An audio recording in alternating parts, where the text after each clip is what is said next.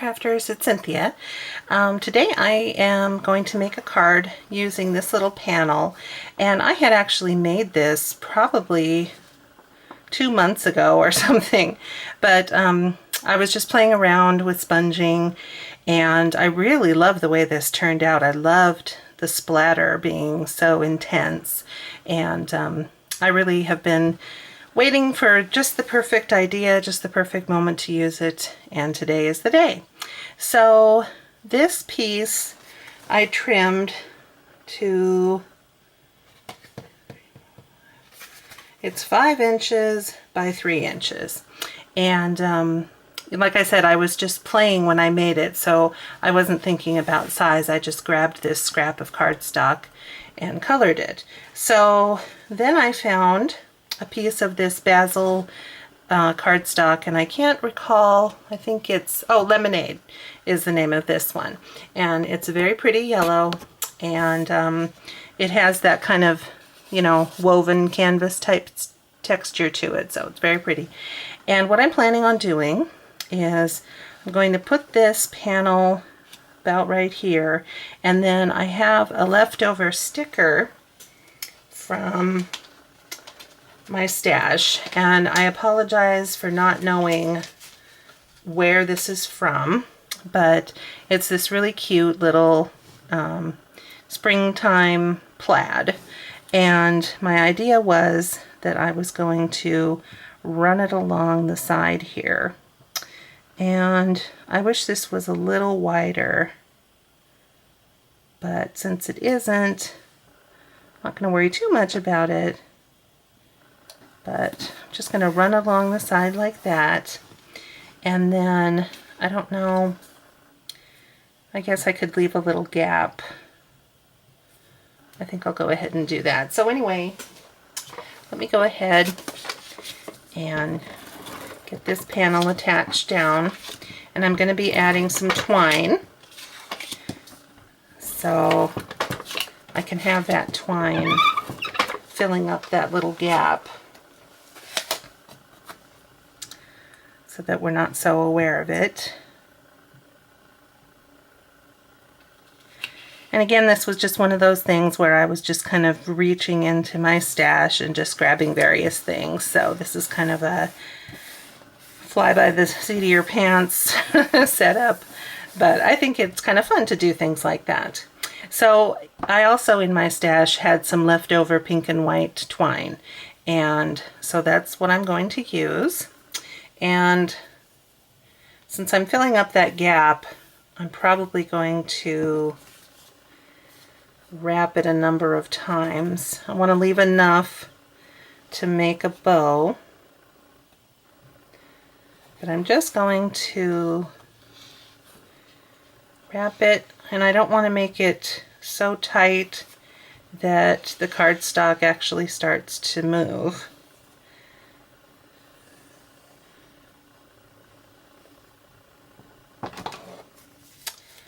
I'll go up here.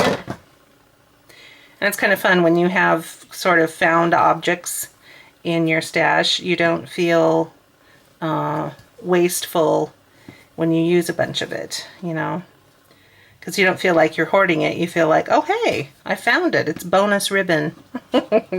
It's bonus twine. It doesn't count. So the question is high or low. I always like to go kind of low with my bows.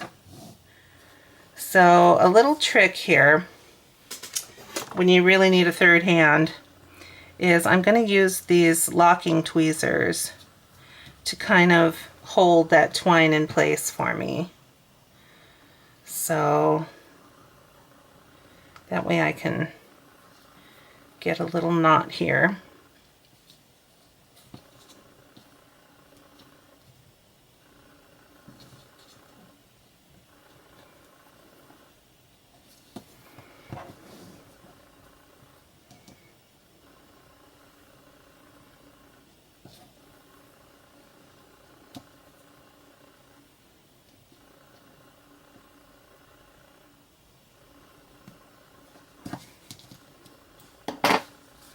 Kind of awkward, but it really does help. And I suppose I should have.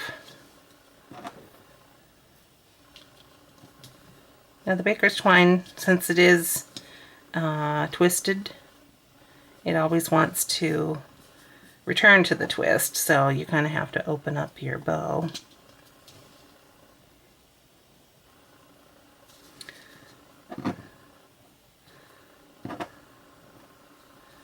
Alright, that looks pretty good. So I'm just going to trim up my ends.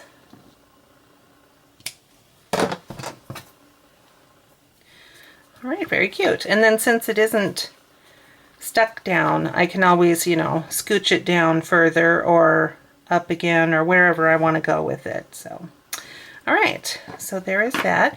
And then also from my stash, from the same sticker set as this plaid, there's this pretty little sentiment, and it just says always sunshine, and there's a cute sun and a kite and some florals and some little fronds here, and it's just really sweet.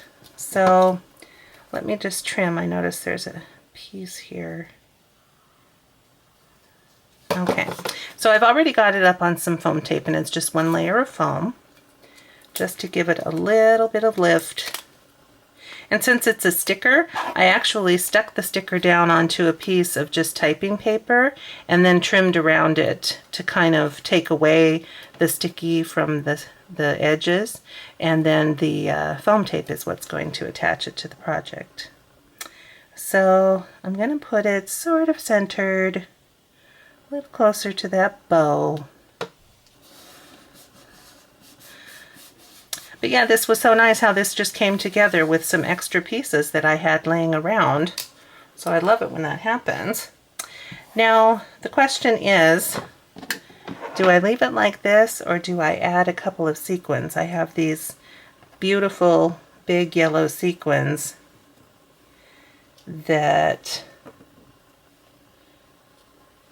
have kind of a pinkish, they have like a little special effect to them. I don't know if you can, whoops, see that catching the light. But it's kind of fun because that means it has different colors in it. So I don't know. It's always hard to scatter things attractively. All right, so got that, and I've got my little sparkling clear ones.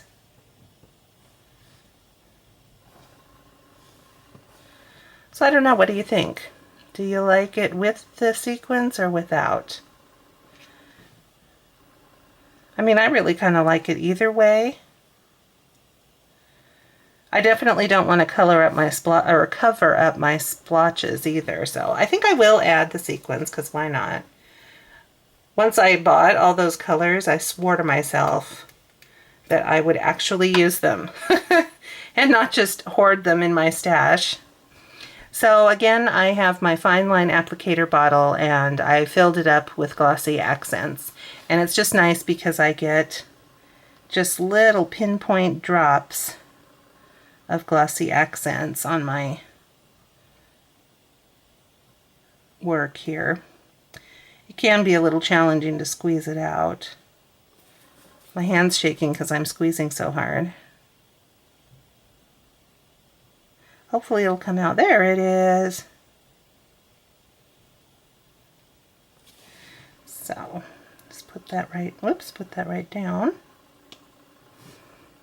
And believe me, when that dries, it is rock solid.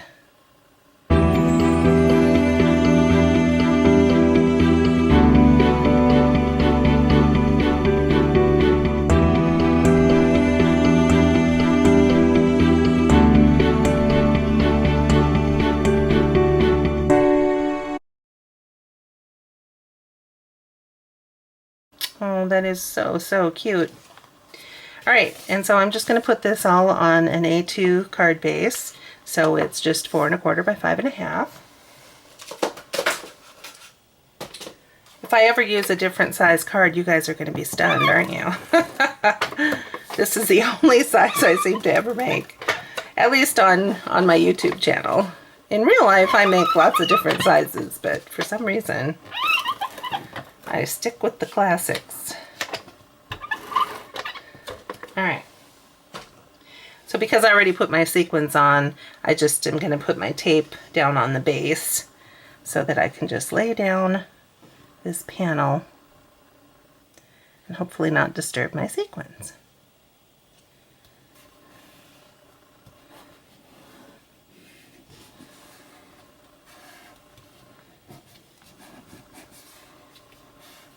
Aww. Well, there it is. Gosh, I think this turned out so, so sweet.